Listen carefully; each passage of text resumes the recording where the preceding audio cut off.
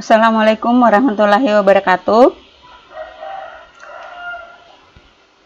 Waalaikumsalam warahmatullahi wabarakatuh.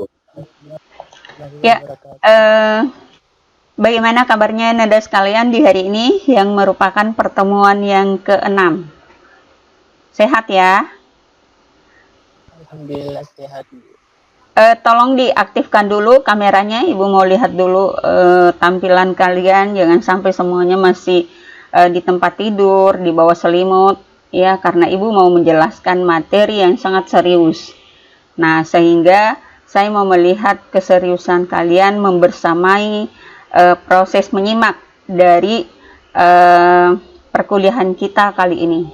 Nah, biasanya kan Ibu hanya memberikan videonya ya. Nah, kali ini karena Ibu belum sempat untuk melakukan rekaman, Ibu memberikan langsung melalui forum Zoom ini materinya. Nah, baik, saya share dulu.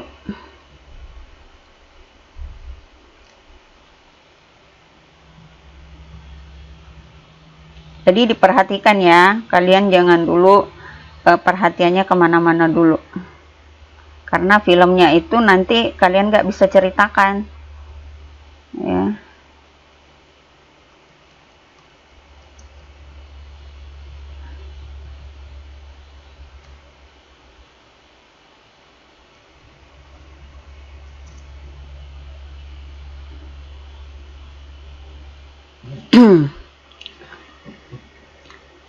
Ya, baik. Kita lanjut ya. Kali ini sebenarnya Ibu bermaksud untuk memberikan contoh penggunaan rumus dari proses klasifikasi atau dalam hal ini distance measure atau pengukuran jarak ya. Nah, hanya sebelumnya itu Ibu masih mau mengantarkan Ananda untuk kemudian bagaimana mengembalikan ya daya ingat kalian pada teori yang selama ini sudah kita bahas dari pertemuan pertama mungkin hingga pertemuan terakhir, sehingga nanti kita mampu merepresentasikan teori tersebut masuk ke dalam contoh kasus yang akan kita bahas dengan menggunakan rumus dari distance measure tersebut atau pengukuran jarak. Nah, di sini untuk di review kembali ya bahwa tahapan klasifikasi pada pengenalan pola citra itu ada tahapan pertama prapengolahan. Prapengolahan merupakan kondisi untuk memperbaiki citra itu ya. Ini kalau kita berbicara dalam skop citra. Kalau misalkan kita berbicara dalam skop data umum, nah berarti dia juga melalui proses seperti ini kecuali grayscale ya, itu yang tidak dilalui. Nah, kemudian kita fokus di sini untuk citranya ya, pengolahan citranya. Yang pertama adalah akuisisi citra. Akuisisi citra misalkan ada citra. Nah, citra itu misalkan 2000 kali 3000 megapiksel, 2000 kali 3000 piksel ya, misalkan itu ukurannya. Nah, kemudian setelah dilakukan akuisisi tinggal di resize ya citranya menjadi 100 kali 100 atau misalkan kita pengen lebih kecil 50 kali 50, 10 kali 10 atau 3 kali 3. Nah, seperti itu ya. Jadi proses untuk mengecilkan ukuran citra, mengubah ukuran citra dari citra semula menjadi bentuk yang lain. Nah, kemudian yang kedua segmentasi. Nah, segmentasi ini hampir sama sih dengan akuisisi citra juga. Nah, segmentasi ini maksudnya mengambil bagian tertentu dari citra tersebut. Jadi tidak keseluruhan bagian itu kemudian kita ambil, misalkan ya, misalkan wajah. Nah, otomatis pada saat misalkan pengambilan gambar, nah biasanya badan yang lain itu ikut rambut, kemudian ikut telinga dan seterusnya. Nah, dengan menggunakan segmentasi itu akan disegmen hanya bagian wajah saja ya, jadi tidak masuk rambut, tidak masuk kemudian leher, ya sebatas wajah begitu. Itulah segmentasi. Nah, kemudian grayscale. Nah, grayscale di sini mengubah citra warna menjadi citra keabuan, ataukah misalkan citra hitam putih menjadi citra keabuan. Nah, berikutnya ada binarisasi, mengubah satu citra hitam putih atau grayscale menjadi citra biner ya. Biner itu kan 0 dan 1 ya, hitam atau putih hanya 2. Nah, kalau citra grayscale ini adalah keabuan. Dia berada dari nilai keabuan atau citra tidak berwarna, tapi tidak hanya hitam dan putih yang ditampilkan, tapi ada abu-abunya, ada hitamnya, ada putihnya ya. Nah, kemudian berikutnya adalah ekstraksi fitur. Nah, ekstraksi fitur ini merupakan proses untuk menemukan ciri-ciri yang khas, yang unik dari citra tersebut ya, citra tersebut. Apa keunikannya? Nah, makanya itu ekstraksi fitur ini membutuhkan satu teknik tertentu. Nah, teknik tertentunya itu bisa berupa metode atau algoritma tertentu, atau dalam hal ini rumus ya. Nah, contohnya deteksi tepi. Nah, deteksi tepi untuk mempertajam bagian-bagian tepi dari ekstraksi fitur itu sendiri. Nah, terus yang kedua PCA, Principal Component Analysis, ini juga merupakan satu fitur ekstraktor ya, yang bagus digunakan untuk beberapa kasus pengenalan pola citra. LDA, Linear Dependent Analysis, lebih bagus lagi dari PCA. Kemudian GLCM lebih bagus lagi dari deteksi tepi misalkan. Jadi masing-masing ada tingkat kebagusannya masing-masing. Kemudian yang terakhir ini adalah Convolutional Neural Network. Nah, Convolutional Neural Network ini merupakan satu teknik yang digunakan dalam deep learning. Nah, kita tahu bahwa sekarang di dunia revolusi 4.0 ini telah ditemukan satu teknik terbaru namanya deep learning. Nah, deep learning itu meskipun sekarang juga sudah mengalami namanya kombinasi, ya, itu dalam bidang AI, Artificial Intelligence, itu sangat populer, ya. Jadi sangat populer. Data mining, kemudian pengenalan pola. Nah, itu. Jadi sangat akurat, ya. Jadi ini merupakan teknologi yang kemudian sangat akurat yang ditemukan, yang dipopulerkan di machine learning. Nah, makanya itu bukan hanya machine learning namanya, tapi deep learning. Ya, artinya betul-betul pembelajarannya itu lebih mendalam. Nah, berikutnya adalah klasifikasi. Nah, jadi klasifikasi setelah dilakukan ekstraksi fitur dari sebuah citra, maka kemudian dilakukan measure distance, ya. Jadi measure distance ini atau pengukuran jarak seperti yang Ibu pernah berikan rumus sebelumnya, bahwa apa gunanya kita, sebenarnya apa sih yang dimaksud jarak itu, ya. Jangan sampai kalian, oh jarak saya dengan Ibu sekian kilometer misalkan, seperti itulah jarak.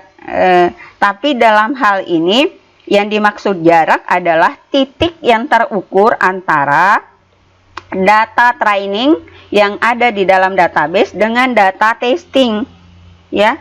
Data pengetahuan dari sistem dengan data pada saat proses pengujian. Nah, itulah yang kemudian yang diukur. Makin kecil nilainya berarti kemiripannya makin tinggi. Makin besar nilainya berarti ketidakcocokannya makin tinggi, ya. Nah, itu atau perbedaannya makin tinggi. Nah, kemudian berikutnya klasifikasinya yaitu machine learning.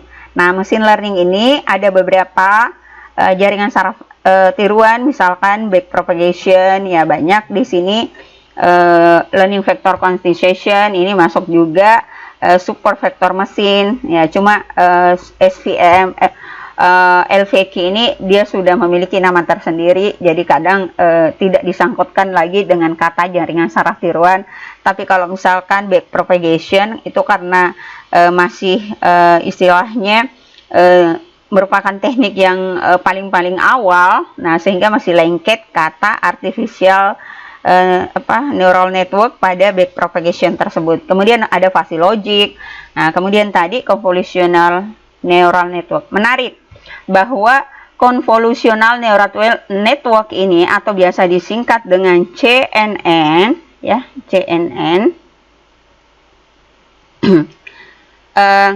Ini dia memiliki dua fungsi utama, ya. Dia bisa berfungsi sebagai ekstraksi fitur, sekaligus dia berfungsi sebagai klasifikasi. Nah, itu. Jadi dia memiliki keunggulan di situ. Jadi dia sudah dikombinasikan antara ekstraksi fitur dengan klasifikasi hingga nanti pada tahapan pengenalan, karena tujuannya kan di sini nanti akan dikenali ya. Nah, berikutnya skenario yang biasa dilakukan dalam pengenalan pola.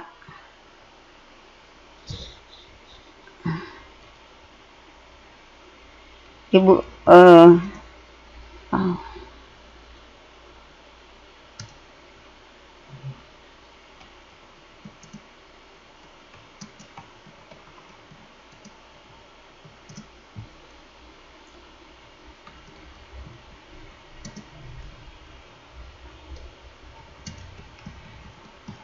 ya. Nah, ini ada beberapa skenario. Skenario itu merupakan langkah ya yang kita gunakan, strategi ya yang kemudian kita gunakan, atau alur dari kegiatan yang akan kita lakukan untuk proses pengenalan dari pola itu sendiri atau citra itu sendiri. Nah, ada beberapa tahapan. Yang pertama, skenarionya berupa tahapan prapengolahan. Jadi seperti tadi tahapan prapengolahannya, setelah itu klasifikasi, baru kemudian pengenalan. Nah, di sini dia tidak melalui ekstraksi fitur ya. Jadi ini merupakan tahapan klasifikasi yang paling sederhana. Nah, seperti nanti ada contoh Ibu berikan ya. Jadi kita memulai dulu dari yang sederhana.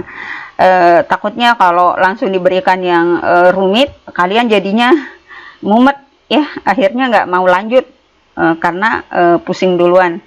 Nah, terus yang kedua, tahapan prapengolahan ya. Tahapan prapengolahan di sini melalui ekstraksi fitur, kemudian melalui klasifikasi hingga pengenalan. Karena tujuannya kan seperti itu ya. Ada citra, kemudian dilakukan ekstraksi fitur, dilakukan klasifikasi, setelah itu di testing. Nah, dikenalilah sesuai dengan data yang diinputkan atau data yang di-scan pada sistem. Nah, kemudian yang ketiga adalah tahapan prapengolahan. Tahapan prapengolahan ini melewati ekstraksi fitur. Di dalam ekstraksi fitur itu sudah dikombinasikan dengan klasifikasinya. Nah, kemudian hingga mencapai pengenalan. Jadi ada skenario seperti ini. Nah, ini contohnya ya. Kalau ini dicontohkan, kalau contohnya seperti ini, CNN. Nah, CNN ini sudah berbasis ekstraksi fitur dan klasifikasi. Dia sudah ada proses konvolusi. Konvolusi itu merupakan proses pengambilan nilai-nilai bagian tertentu ya dari satu citra berdasarkan masker ya, atau pola yang sudah tertentu pula. Oke. Next.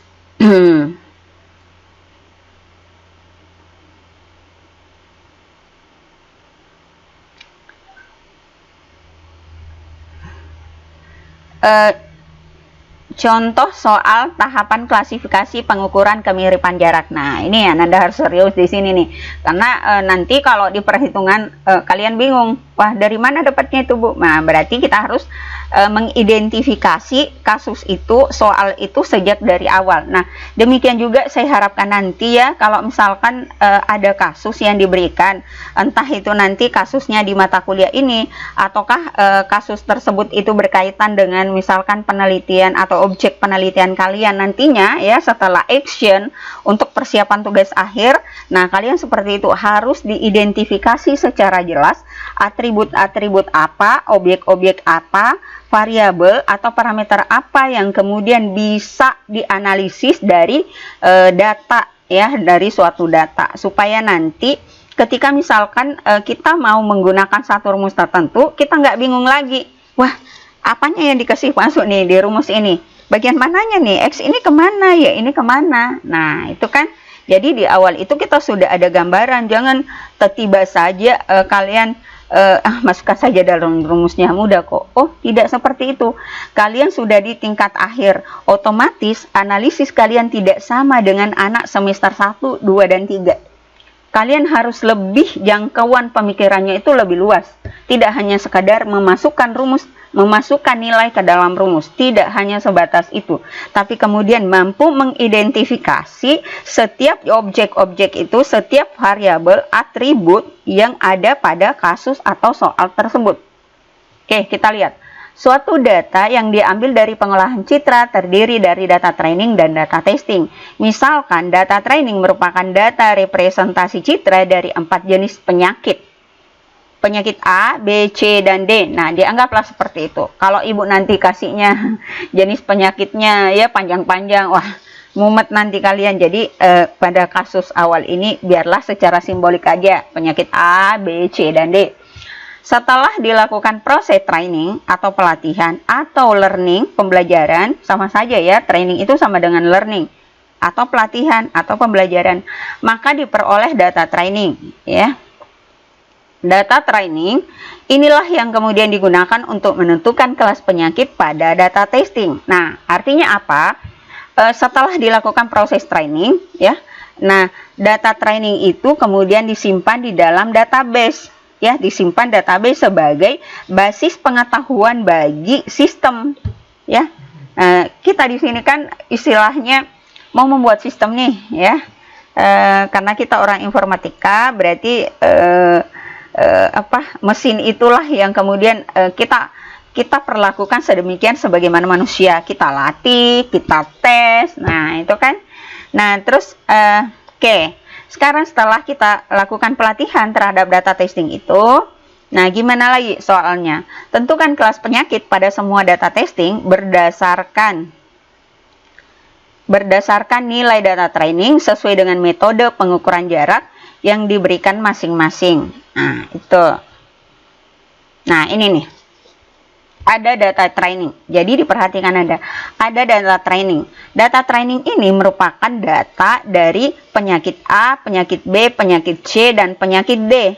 Penyakit A memiliki nilai vektor 2, 3, 4, 3, 4. Ya. Nah, anggaplah misalkan ini merupakan satu nilai citra. Ibu kasih ukuran-ukuran angka-angka yang kecil dulu deh. Kalau mau mengambil ukuran citra yang sebenarnya itu ngambilnya 255, 100, 400. Itu kan nanti kalau dihitung itu banyak-banyak ya. Ribuan, bahkan puluhan ribu, ratusan ribu, jutaan mungkin. Nah, jadi ibu kasih angka-angka yang kecil-kecil dulu supaya mudah di reasoning ya, mudah dinalar.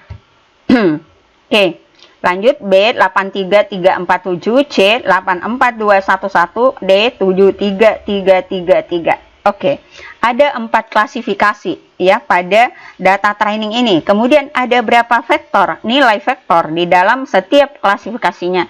Ada 1, 2, 3, 4, 5, ada 5 ya. Jadi N-nya sama dengan 5. Sama, jumlah N pada kelas A sama dengan kelas B, sama dengan kelas C, sama kelas D. Harus sama, nggak boleh beda. Misalkan kelas A cuma 5, kelas B 3, nggak bisa, harus sama ya. Oke, next, data testing. Nah, data testing ini merupakan data ya yang kemudian tidak diajarkan kepada sistem ya. Tidak istilahnya itu ya tidak diajarkan. Inilah nanti yang menjadi rahasia untuk memberikan tes atau ujian kepada sistem. Nah, berarti data ini belum pernah diteskan atau dilatihkan kepada sistem. Nah, ada sama ya, jadi jumlah vektornya itu juga sama, ada 5. Kemudian kebetulan di sini data yang diberikan itu ada 5 ya, ada 5 record pertama, 2, 3, 4, dan 5. Next. Nah, penyelesaian soal. Untuk menyelesaikan kasus ini, maka setiap data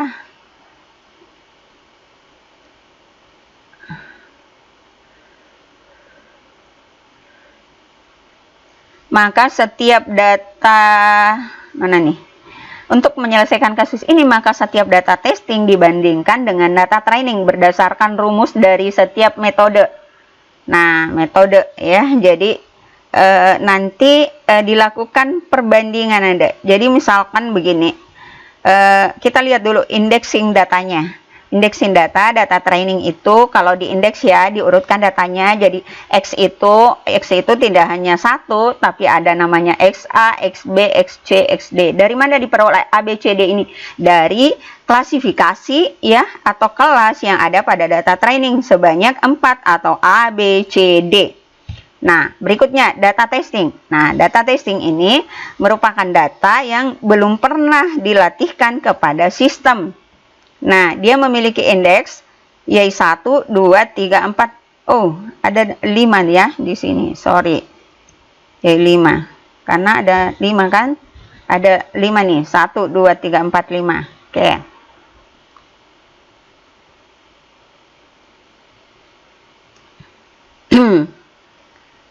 Oke, jadi sudah. Nah, ini yang merupakan inisialisasi ya, ini lihat inisialisasi penentuan ya, penentuan variabel-variabel apa yang sekiranya itu menjadi identifikasi awal dari sebuah kasus ya, untuk memasukkannya ke dalam algoritma sesuai dengan tahapan dan rumusnya. Tuh, jadi ini dulu yang perlu kita tahu. Kemudian ada 4 kelas untuk data training A, B, C, D. Ada 5 bukan 5 ini data testing, ada 5 record atau ada 5 data. Nah, terus mungkin kalian bertanya, terus kelasnya apa dong data testing? Apa kelasnya? Itulah yang kemudian mau diklasifikasi ya. Jadi data testing ini memiliki kelas apa saja ya. Artinya pengenalannya apa saja? Apakah dia kategori A, B, C, ataupun D? Ya. Nah, itu misalkan. Nah, kemudian berikutnya, jadi tugas kita sekarang adalah menentukan kelas dari data testing.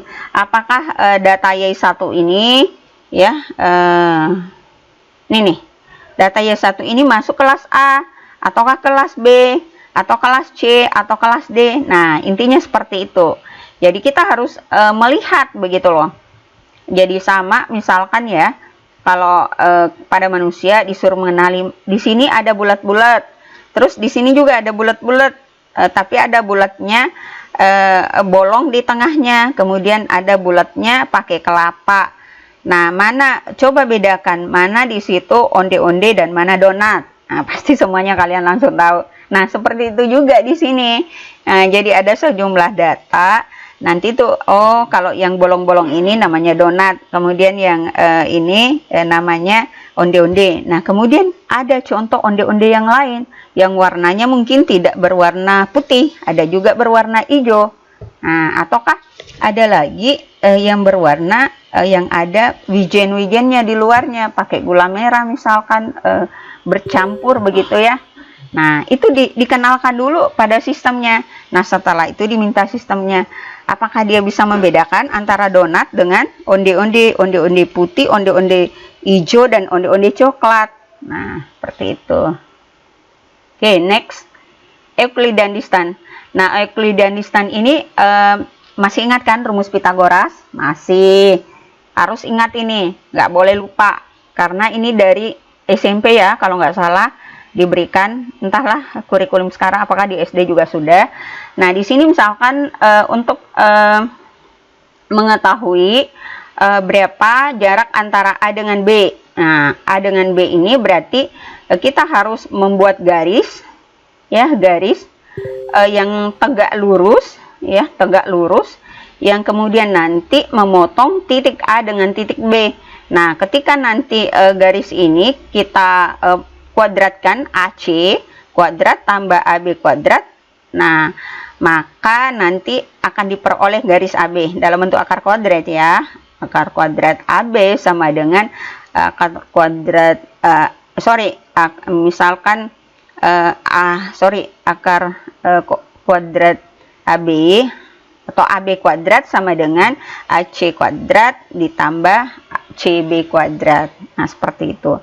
Nah, jadi mengambil dasar dari sini ya, dari sini untuk rumus dari apa nih namanya, eh, rumus dari Euclidean distance ini ya, mengambil dari logika teorema Pythagoras. Nah, next. Setelah itu kita kemudian memodelkan ya, memodelkan data testing ini. Kemudian data testing ini jadi ada sejumlah variabel data testing. Wah, kayaknya Ibu masih ada kesalahan di sini ya. Mestinya di sini A1. Waduh. Kok Ibu lupa ganti nih? Nah, soalnya nggak sesuai. Bentar ya, kalian ini dulu yang Ibu ganti, ini kan Ibu jelaskan dulu, nanti Ibu edit baru kemudian Ibu posting. Anggaplah dulu itu ini terbalik-balik. Sebenarnya bisa juga sih seperti itu, cuma rumus yang Ibu setting berikutnya itu mengikuti indexing yang Ibu perbaiki ini. Nah, oke, itu saja dulu yang kita perbaiki. Nah, sebentar kita lanjut. Jadi ini nanti semuanya harus diubah ya, yaitu A1, yaitu A2, A3, A4, A5. Terus mana nih? Nah. Tunggu dulu.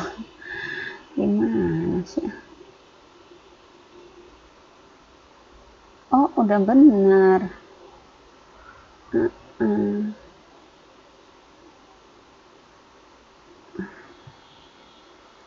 Udah benar kok, udah benar. Sorry, kira masih bertukaran tadi.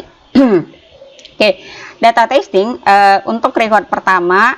Jadi kalau ini ada indexing satu-satu, artinya dia berada pada baris pertama, kemudian vektor yang pertama ya, baris pertama, kolom pertama, baris pertama, kolom kedua, baris pertama, kolom ketiga, dan seterusnya. Ini baris kedua, kolom pertama, kedua, baris kedua, kolom kedua, dan seterusnya ya, seperti itu. Nah, jadi kalau ini atribut yang di sebelah kiri ini berkorespondensi atau berhubungan ya, satu persatu, Y11 sama dengan 2, Y12 sama dengan 3, Y13 sama dengan 4, Y14 sama dengan 3, Y15 sama dengan 3, dan seterusnya ya.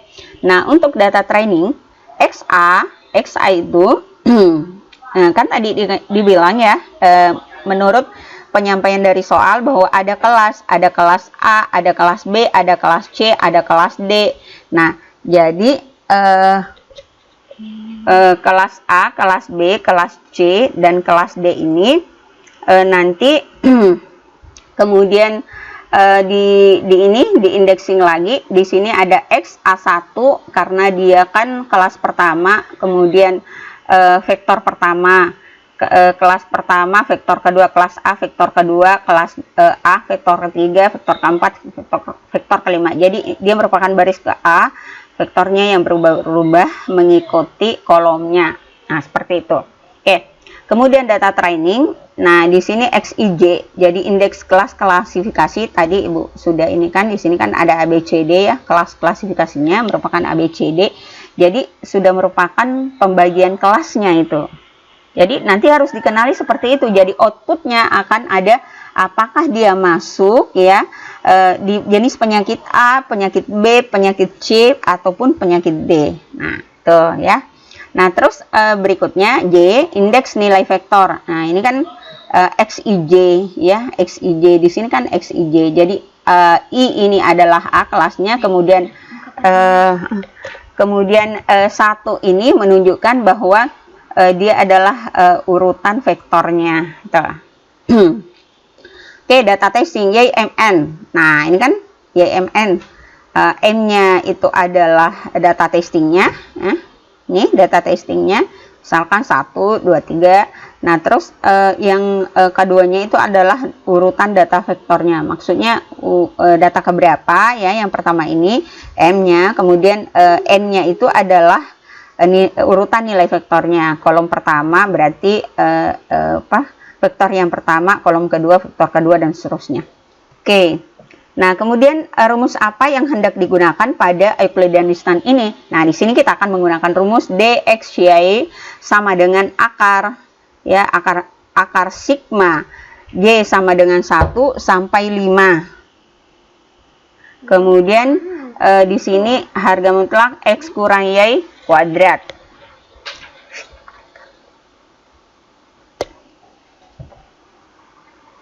Data testing pertama terhadap data training A. Nah, jadi kita ambil tadi satu record. Nah, ini kan ini data testingnya 23433. Hafal ya.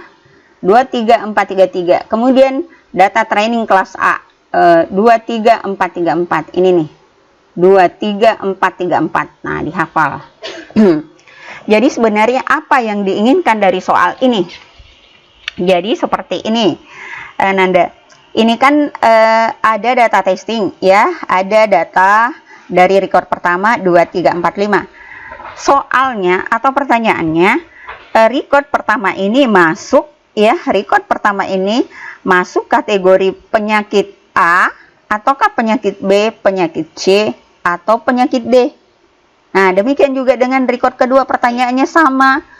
Apakah penyakit A, B, C maupun D? Nah, seperti itu ya. Sampai seterusnya, sampai record yang kelima. Jadi itu soalnya. Nah, sekarang yang harus kita pecahkan adalah mengetahui dia itu penyakit A, B, C, D kah? Ya. Nah, berarti kita harus membuktikan. Tidak cukup kita membuat hoax. Kita harus membuktikannya melalui perhitungan berdasarkan rumus dari Euclidean distance. Nah, gimana tuh? dxy. Nah, ini sudah dipecah ya. Jadi dipetakan satu persatu karena kebetulan di sini kan kita mengambil ini data testing. Berarti ini y11, y12, y13, y14, y15 ya. Nah, kemudian di sini ada XA. XA1, XA2, XA3, XA4. Nah, seperti itu. Jadi silakan disesuaikan. Jadi ini dikurangi, ini training dulu ya, harus dikurangi dengan testing. Ingat, training, data yang ada di dalam database menjadi acuan, berarti dia merupakan menjadi yang dikurangi. Nah, 2. Nah, di sini A1 kurang Y11. Kemudian 2 kurang 2 di sini ya, 2 kurang 2 pangkat 2 atau kuadrat, ditambah 3 kurang 3. Nah, 3 kurang 3 kan yang kedua. Nah, tambah 4 kurang 4 kuadrat, tambah 3 kurang 3 kuadrat, tambah 4 kurang 3 kuadrat. Nah, kan?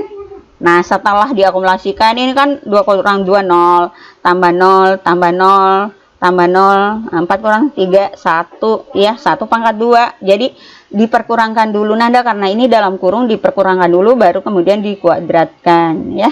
Jadi, di sini 4 kurang 3, 1, 1 pangkat 2, 1, akar 1 sama dengan 1. Oke, diperoleh 1. Oke. Artinya, data testing ini, jadi tadi kan gini, ada data testing ini. Nah, bagaimana caranya kemudian kita mengetahui apakah record pertama ini masuk kategori penyakit A, B, C, atau D? Nah, caranya berarti data testing ini harus kita bandingkan satu persatu dengan semua jenis penyakit tersebut. Nah, berarti record yang pertama kita bandingkan dengan nilai dari kelas penyakit A. Kemudian record pertama bandingkan dengan kelas penyakit B. Data testing record pertama kita bandingkan dengan data kelas penyakit C. Kemudian record pertama data testing kita bandingkan dengan kelas penyakit D. Nah, itu. Jadi satu persatu. Jadi kalau dipetakan berarti satu ke A, ke B, ke C, ke D. Nah, seperti itu ya. Oke, lanjut. Nah, kasus setelah di sini kan tadi data testing pertama terhadap data training A, kelas A. Nah, sekarang data training kelas B. Ya. Nah, data training kelas B. Berarti datanya yang mana? Data trainingnya tetap ya. Data trainingnya tetap. Data testingnya tetap, yang berubah kemudian kelas dari data training, yaitu 83347. Nah, kalau yang ini tetap Y-nya. Nah, kemudian kita masukkan seperti rumus tadi, mengikuti saja data dari vektornya, ya, vektornya di baris di baris mana, kemudian kolom kemana, disesuaikan. Jadi berarti ini training harus menjadi yang dikurangi, ya. Jadi ini pengurangnya pada bagian testing. 8 kurang 2 kuadrat tambah 3 kurang 3 kuadrat tambah 3 kurang 4 kuadrat tambah 4 kurang 3 kuadrat tambah 7 kurang 3 kuadrat. Nah, setelah diakarkan semuanya, diperoleh 36 tambah 0 tambah min 1, ya, 1 tambah 1 tambah 16. Nah, di sini diperoleh ini 18 tambah 36 sama dengan 54, akar 54 sama dengan 7,348. Nah, sudah diperoleh nilainya. Nilai dari jarak Euclidean distance-nya. Itu baru data testing yang pertama terhadap baru ada 2 kan? Penyakit A, penyakit B. Nah, dilanjutkan lagi untuk penyakit C. Nah, jadi ambil di sini lagi data trainingnya kelas C, ya. Nah, itu masukkan dengan cara seperti sama tadi. Nah, kemudian kelas apa yang terakhir? Kelas D yang terakhir. Nah, kita masukkan lagi training kelas D di sini. Kemudian kita masukkan rumusnya. Nah, diperoleh Euclidean distance-nya 5,099.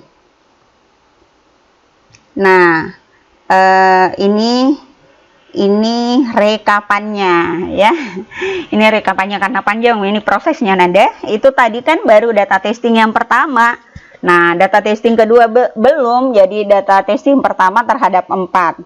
Jadi kalau ada 5 data testing berarti 5 kali 4 berarti ada sekitar berapa tuh? 20, ya. Nah, ini kan ini 1 2 3 4 5. 5 kali 4 20. Jadi ada sekitar 20. Nah, makanya kalian harus mengerjakannya di Excel, nggak manual, ya. Oke. Nah, ini hasilnya tadi.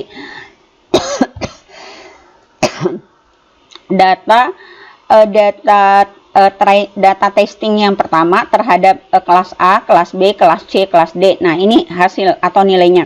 Di sini, ya, untuk data testing yang pertama, kalian lihat di sini ada 1, kemudian 7,34 dan seterusnya, 7, 5,09.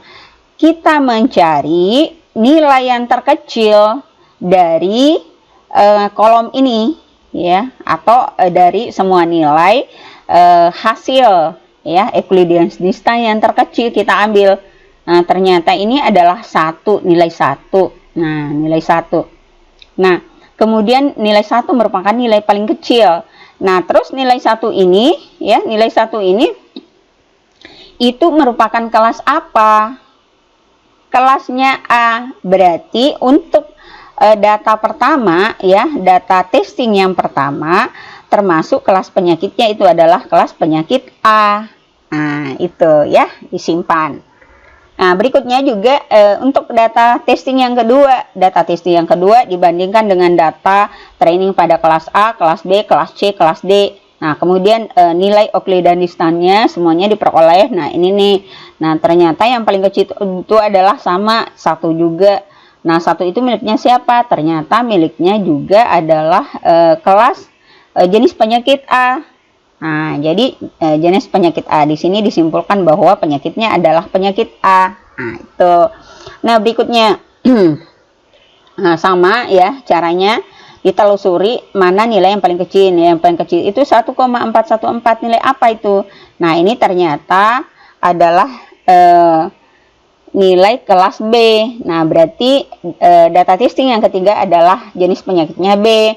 Nah, kemudian yang keempat itu adalah jenis penyakit A karena dia yang paling kecil. Kemudian jenis penyakit data testing yang terakhir itu adalah jenis penyakit D. Nah, itu, ya. Itu menggunakan Euclidean distance. Nah, kalau menggunakan Manhattan distance. Nah, Manhattan distance ini rumusnya nih seperti ini, ya. Jadi double absolute X kurang Y, ya, kemudian subscript 1, akar sigma dari Y sama dengan 1 sampai N untuk absolut X kurang Y. Data testing pertama terhadap data training A. Data testing pertama 23433, kemudian dipetakan ke data training kelas A 23434. Ya, ini untuk terhadap data testing terhadap penyakit kelas A. Nah, kemudian di sini ya dimasukkan dengan menggunakan rumus apa nih tadi? Manhattan distance atau city block. Nah, dimasukkan ke dalam sini. Jadi ini simbol absolut nanda ya. Ada tanda garis tegak seperti ini, itu tanda absolut. Jangan sampai kalian lupa. Kalian pasti tahu, cuma biasanya lupa. Jadi Ibu ingatkan saja, karena sebenarnya biasanya kalian sudah dapatkan itu di matematika komputer atau di kalkulus atau apalah istilahnya, nama mata kuliah untuk matematika. Nah, di sini XA1, nah ini berarti kan data training ya. Nah, ini tanda absolut ya. Nah, dijumlahkan, dimasukkan semua nilainya, diperoleh 1 ya, akar 1 ya, akar 1 ini. Nah, kemudian akar 1, nah baru 1 diperoleh. Nah, selanjutnya ya ini kan tadi antara data testing yang pertama terhadap kelas A. Nah, dicari lagi data testing yang pertama terhadap kelas B, nah, terhadap kelas C, terhadap kelas D. Nah, kemudian data kedua lagi, data testing kedua terhadap kelas A, B, C, D. Data ketiga terhadap kelas A, B, C, D. Data keempat terhadap kelas A, B, C, D. Data kelima terhadap kelas A, B, C, D. Nah, sampai semuanya seperti tadi caranya ini. Nah, kalian munculkan seperti ini ya. Nah, kalian kerjakan itu. Jadi tugas kalian itu mengerjakan. Nggak boleh copy paste ya, nggak boleh copy paste. Nah, seperti itu ya. Nah, selanjutnya kita masuk pada Minkowski. Minkowski itu apa sih? Nah, jadi Minkowski ini rumusnya seperti ini. Saya nggak bisa menjelaskan Minkowski ini apa ya. Intinya begini. Orang yang menemukan rumus-rumus ini adalah berusaha mencari metode untuk klasifikasi yang terbagus ya, terbagus. Nah, makanya nanti kita akan membandingkan metode apa, klasifikasi apa yang kemudian paling akurat ya, paling akurat. Nah, itu nanti ya, kita lihat-lihat saja dulu. Di sini kan kita belum melakukan proses validasi data ya. Nanti kalau sudah ada validasi datanya terhadap data yang sedikit lebih banyak dan lebih besar, nanti itu kalian tugas berikutnya. Oke. Nah, kemudian di sini ya, dxy double absolute x kurang y subscript lambda sama dengan akar lambda dari sigma j sama dengan 1 sampai n absolute x kurang y pangkat lambda. Nah, di mana lambda ini adalah merupakan jumlah klasifikasi. Nah, kalau pada kasus sebelumnya kasus kita di sini berarti lambdanya itu sama dengan 4 karena ada 4 kelas klasifikasi, itu kelas A, B, C, dan D. Next. Data testing. Nah, ini sama tadi ya. Aduh, ada yang loncat-loncat nih. Ini bercampur-campur. Ya, dimasukkanlah begitu ya. Nah, di sini kan Y sama dengan 1. Kemudian kenapa jumlahnya di sini 5? Karena data itu kan ada 5, ada vektor itu ada 5 ya. Nah, ini data training 1, 2, 3, 4, 5. Demikian juga dengan testing ada juga 5. 1, 2, 3, 4, 5. Jadi sama-sama 5. Oke. Jadi dari Y sama dengan 1 sampai 5. Nah, kemudian di sini apa 4? Karena tadi ada 4 kelas. A, B, C, D. Nah, itu. Setelah itu dimasukkan. Nah, diperhatikan nih. Jadi, data training yang mana tuh? Wah, lupa lagi di copy ya. Harus di copy yang ininya nih. Supaya mudah dipahami. di setiap rumusnya itu.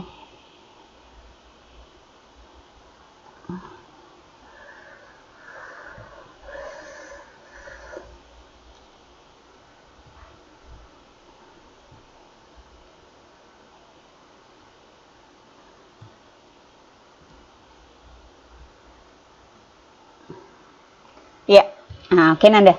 Jadi ini lagi ya yang dimasukkan ini SA1, berarti ini harga mutlak 2 kurang 2 pangkat 4 tambah 3 kurang 3 pangkat 4 absolut ya, tambah 4 kurang 4 absolut, absolut 4 kurang 4 pangkat 4 tambah 3. Kenapa ditambah? Karena di sini kan sigma. Sigma itu merupakan proses penjumlahan ya, ingat itu. 3 kurang 3 pangkat absolut 3 kurang 3 pangkat 4 tambah absolut 4 kurang 3 pangkat 4. Nah, setelah itu diakarkan, berapa nilai akarnya? Nah, diperoleh sama dengan 1. Kalau di sini kan akar 1 dari pangkat 4. Nah, berarti 1 ya.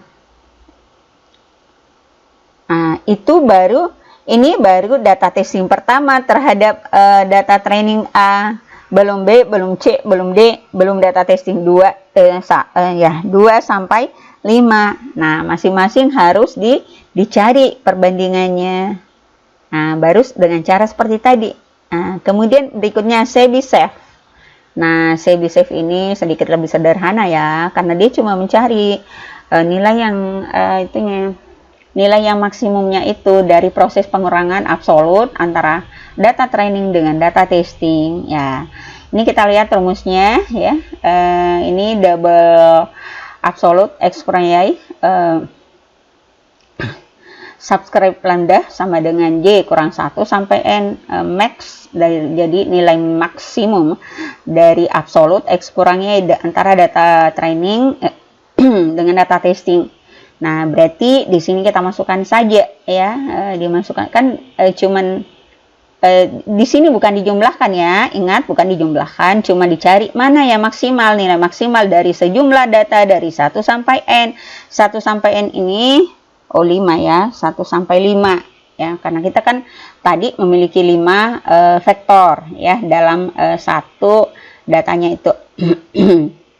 Nah, berarti dicari mana yang paling maksimal antara akar bukan akar ya, absolut 2 kurang 2 atau 3 kurang 3, 4 kurang 4, 3 kurang 4. Nah, ini semuanya kan 0 ya, 0 0 0 0 kecuali ini. Nah, berarti inilah yang paling maksimalnya 1. Jadi hanya 1 nilai di sini. Kita tidak menjumlahkan, mengalihkan cuman mencari nilai mana yang paling besar. Nah, kemudian Canberra distance. Nah, Canberra distance ini luar biasa juga nih. Banyak pecahan-pecahannya ya. Karena dia jumlah-jumlahkan baru kemudian dia bagi. Nah, banyak faktor pembaginya. Jadi makin tinggi pembaginya berarti nilainya makin kecil. Nah, karena memang biasanya disuka ya, kalau nilai itu kalau data yang banyak itu terus nilainya besar-besar. Nah, itu waduh gimana ya daya tampungnya. Nah, kalau nilainya 0,0, itu kan kecil. Nah, itu sebenarnya yang paling bagus tuh. Ketika ada rumus nanti hasilnya itu kecil-kecil. Karena memudahkan tampungan dari memori itu ataupun misalkan di dalam database-nya juga. Oke, untuk Canberra distance merupakan sigma K sama dengan 1 sampai N.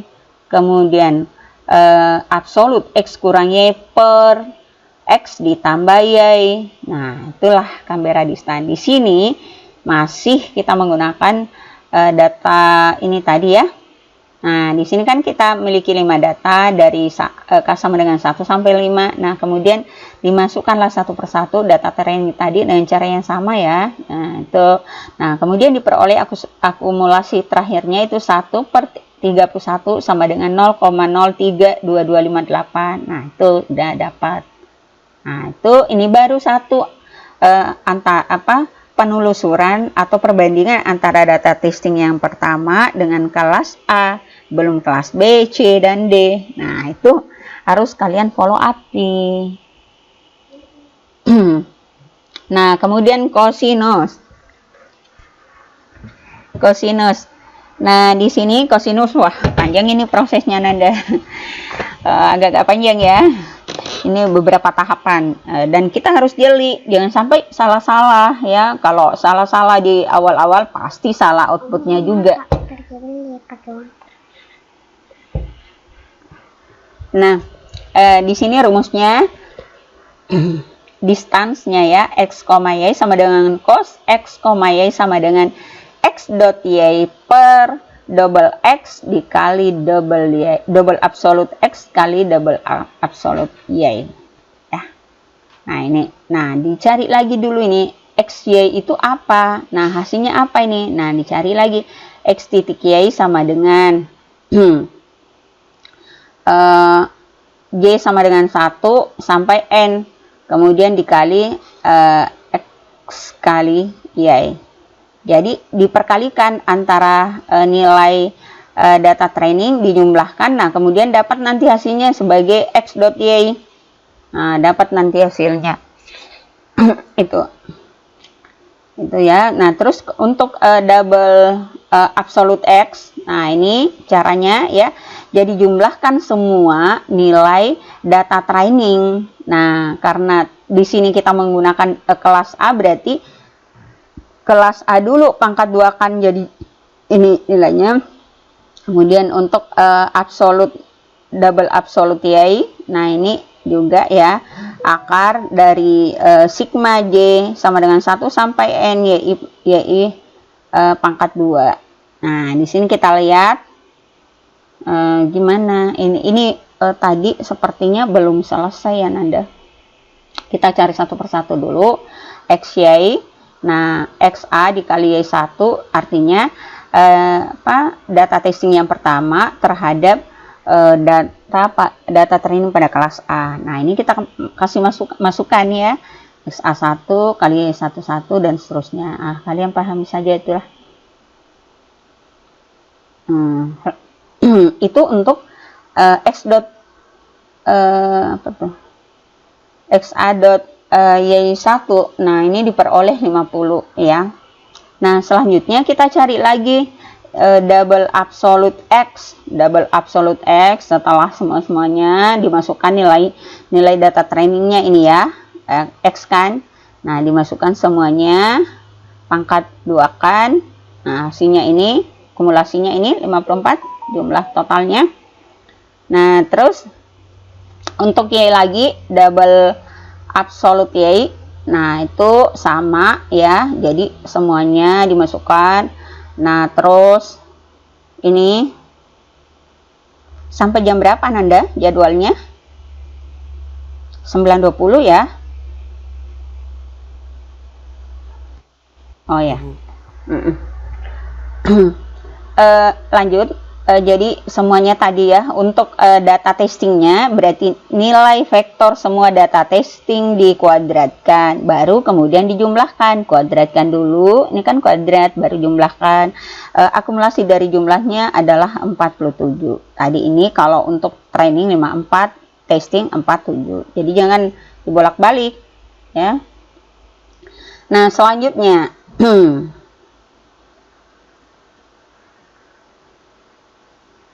nah ini dia ya, ini dia mencari distansnya, mencari jaraknya. Ini sama dengan cos XA, y 1, ini sama juga dengan XA dot y tadi yang sudah kita peroleh, kemudian double absolute x kali double absolute y. Nah ini nih diperoleh 0,019701 ya, seperti itu. Biasanya yang kecil-kecil itu angkanya Nanda, kalau berdasarkan beberapa eksperimen yang beberapa kali ibu lakukan, biasanya dia akurat. Nah ini yang pernah baru-baru dilakukan ya, Canberra.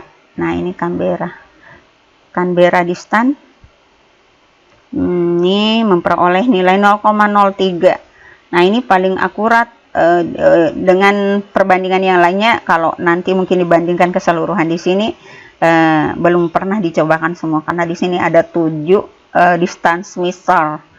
Jadi baru 3 dibandingkan sebelumnya, dia yang paling bagus akurasinya ya, karena angkanya kecil-kecil. Kalau angka yang besar itu ya. Nah, ini masih ada 2 nih. Ibu belum tuliskan rumusnya secara manual ya, terkendala di waktu ya. Nah, banyak yang mau dikerjakan. Sisa ini nanti Ibu kasih rekamannya saja, karena khawatirnya karena ini ada covariance-nya. Jadi pembahasan covariance ini ada mencari nilai rata-rata, mencari nilai inverse. Takutnya kalian salah jalan di sini. Nah, nanti akan Ibu rilis berikutnya. Oke. Saya kira cukup. Ada pertanyaan sampai di sini?